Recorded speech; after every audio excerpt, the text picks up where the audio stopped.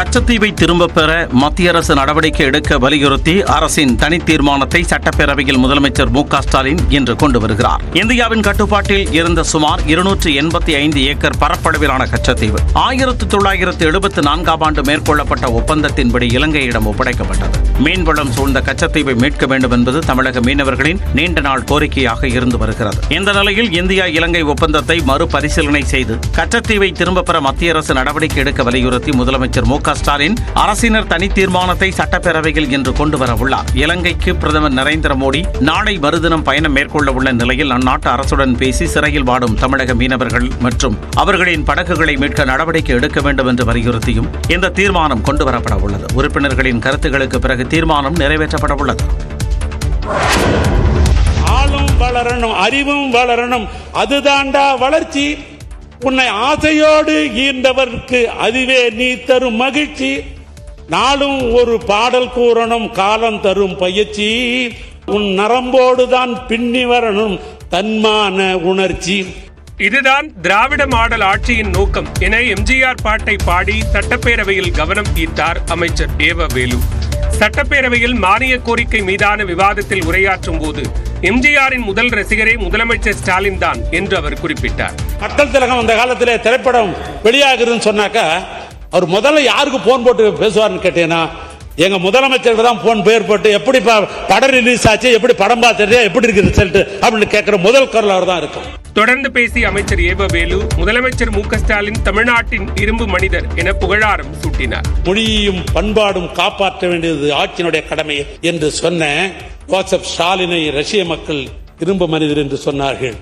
என் தாய்மொழியான தமிழை இங்கே காப்பாற்றுவதற்கு முதலாக என்று போர்க்குரல் கொடுத்துக் கொண்டிருக்கிற தமிழ்நாட்டின் முதலமைச்சர் தமிழ்நாட்டுடைய இரும்பு மனிதன், இரும்பு மனிதன். முதலமைச்சர் மு க ஸ்டாலின் 24 மணி நேரமும் உழைத்துக் கொண்டிருக்கிறார் என சட்டப்பேரவையில் அமைச்சர் ஏவ வேலு புகழாரம் சூட்டியுள்ளார்.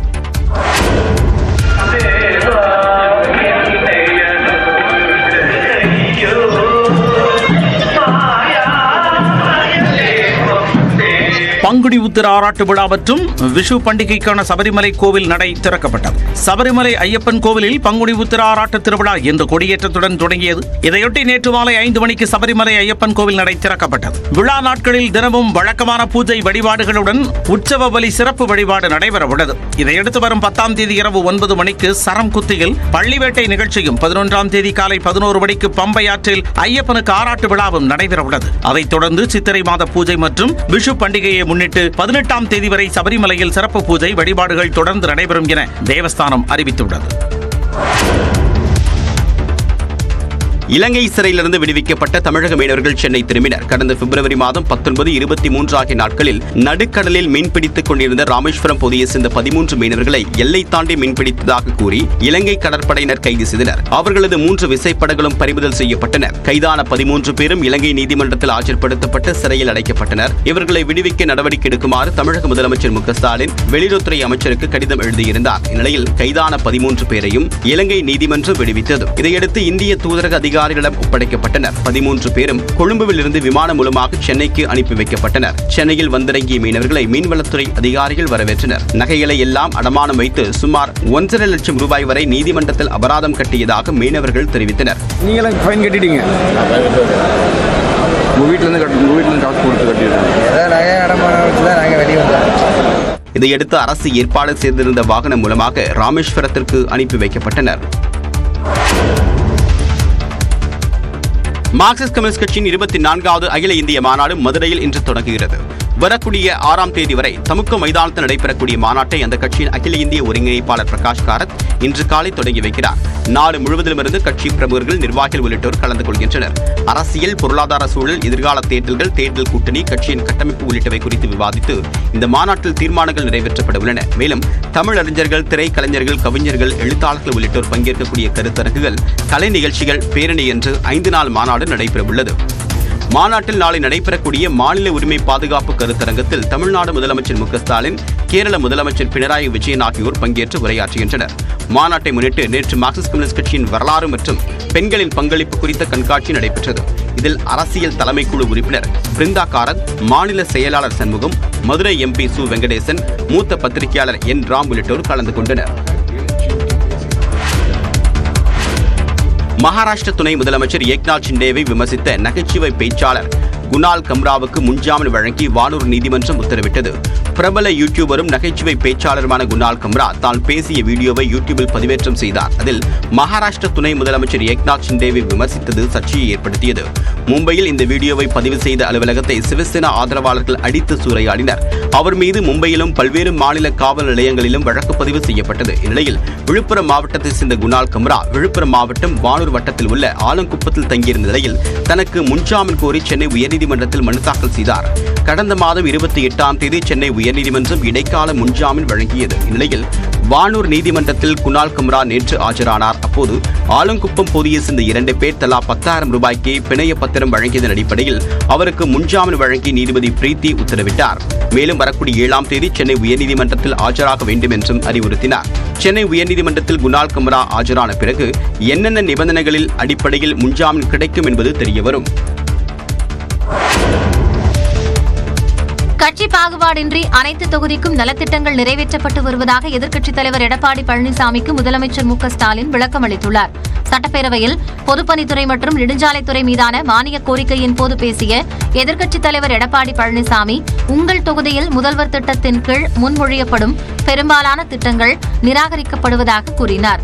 தனது தொகுதியிலிருந்து 10 கோரிக்கைகள் வைக்கப்பட்ட நிலையில் அதில் 2 கோரிக்கைகள் மட்டுமே எடுத்துக் கொள்ளப்பட்டதாகவும், இதேபோல எதிர்க்கட்சி உறுப்பினர்களின் கோரிக்கைகள் திருப்பி அனுப்பப்படுவதாகவும் தெரிவித்தார். இதற்கு பதிலளித்து பேசிய முதலமைச்சர் மு க ஸ்டாலின், உங்கள் தொகுதியில் முதல்வர் திட்டத்தை 2 மாதங்களுக்கு ஒருமுறை தானே ஆய்வு செய்து வருவதாக கூறினார். ஒரு 6 மாதத்திற்கு முன்பு எதிர்க்கட்சியை சார்ந்த முன்னாள் அமைச்சர் திரு விஜயபாஸ்கர் அவர்கள் எதுவுமே தரல, இந்த திட்டத்தை நிறைவேற்றி தாருங்கள் என்று அவரும் தரல. நாங்கள் மீண்டும் மீண்டும் கேட்டு அதற்கு பிறகு அவர் தந்தார். எனவே கட்சி பாகு ஒன்று நிறைவேற்றப்படுகிறது. எனவே சாத்தியமில்லை என்று வருகிறது. அந்த திட்டமும் சாத்தியமில்லாத நேரத்தில் தான் அப்படி வருவதில் வருகிறது. நிதி நிலைமையை பொறுத்து சாத்தியப்படும் திட்டங்களை மட்டும் நிறைவேற்றி வருவதாகவும் முதலமைச்சர் பதிலளித்தார். 28,000 ஒரு தரம், 2 தரம், 3 தரம்.